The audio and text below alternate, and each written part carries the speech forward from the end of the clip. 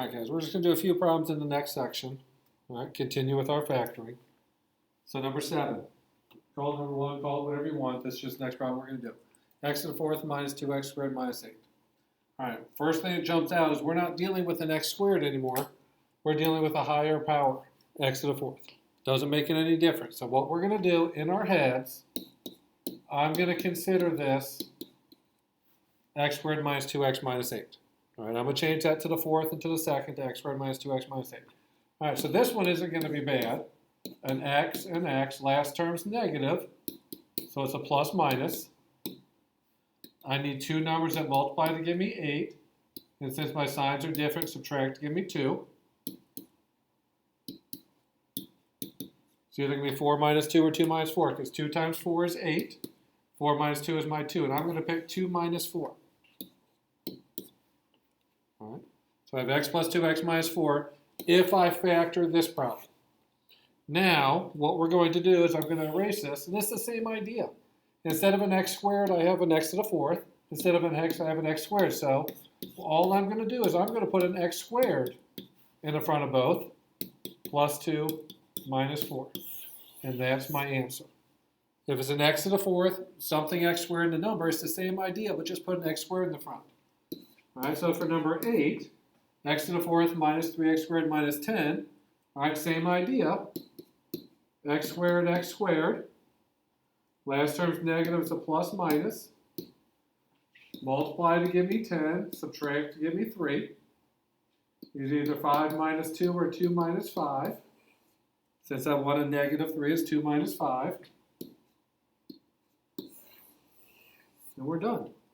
These are not any more difficult than the x squared, x, and a number. So don't let them treat you, don't let them, you think that they are different. All right, same factoring, just so you put an x squared in the front. If this was an x to the 40th and x to the 20th, we'd put an x to the 20th in both. All right, same idea. All right, now we're going to solve. Same idea. All right, factor x squared plus x squared minus, multiplies to give me 12, subtracts to give me 1. That's 4 and 3. So 4 minus 3, 3 minus 4 are my two options. And I'm going to do the 3 minus 4 equals 0. All right, so the basic factoring. Set both equal to 0 because we're solving.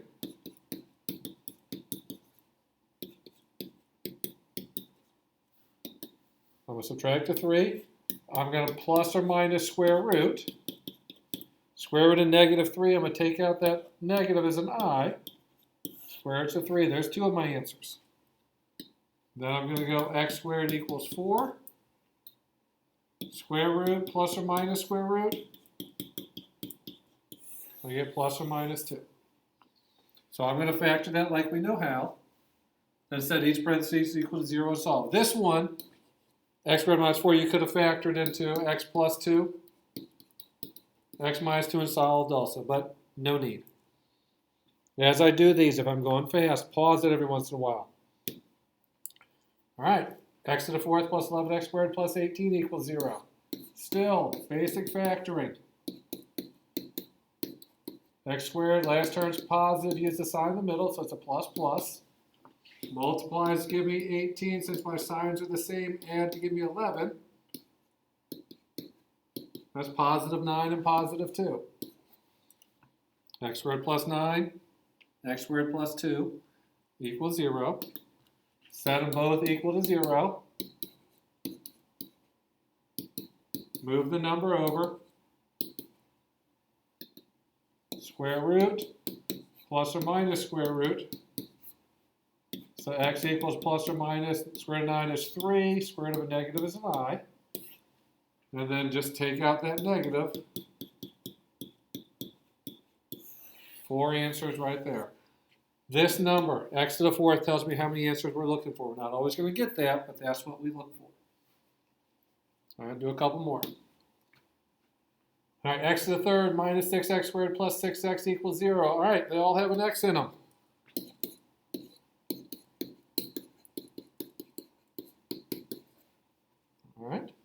That's my first step.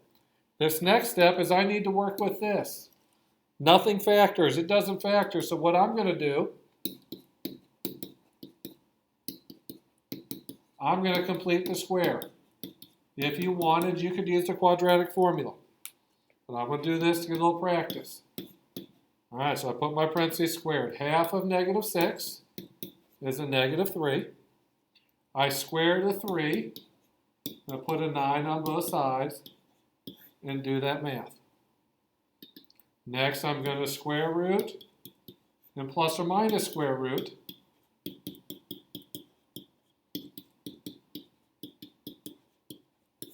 All right, there's two of my answers.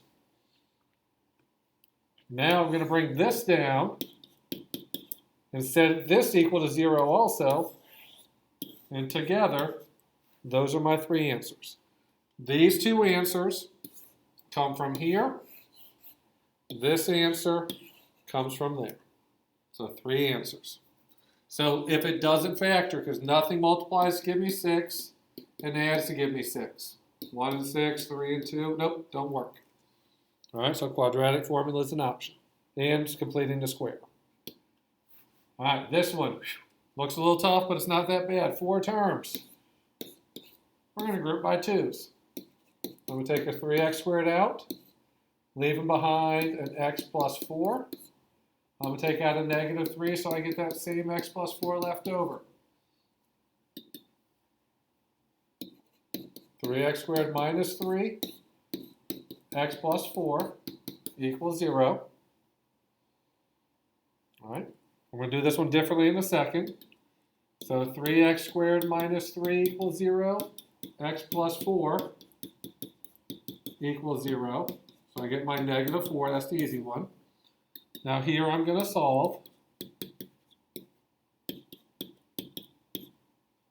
I'm going to plus or minus square root and get my other two answers. All right, going quick. At any point you can email me and ask me questions, but I'm going to do this one again because I made a mistake. Not really a mistake, just make it easier. Look at all these. I'm going to take an x out, a 3 out.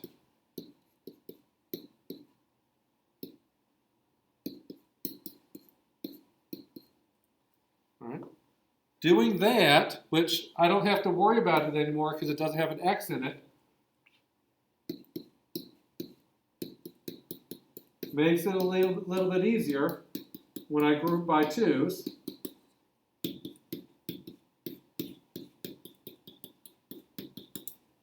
And we're still going to get to the same thing. But if I take a 3 out of everything, and since there's not an x, it's not an issue, and group by 2's, it might work a little bit easier. All right, one more.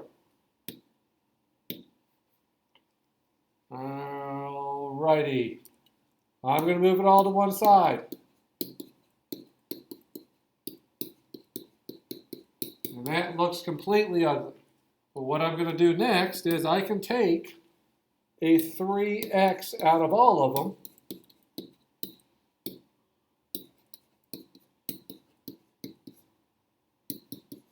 And now it's a little bit better.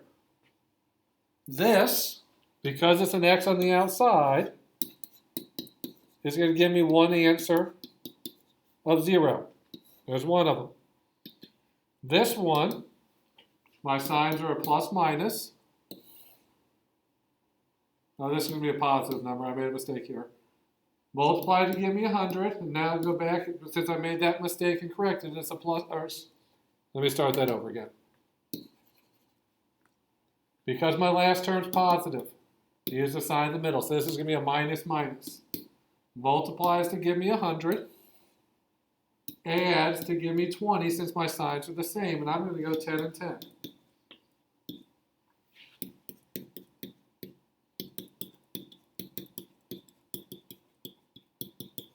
All right, if it takes a couple minutes to get those two numbers, that's fine. It's not a big deal. Group by 2's. Take out a 2x, leaving behind a 2x minus 5. And for this to work, I need a 2x minus 5 left out of the back, so I'm going to take out a negative 5. Put this back together. 2x minus 5, 2x minus 5 equals 0. They're the same, so I'm going to set one of them equal to 0 and get my other answer.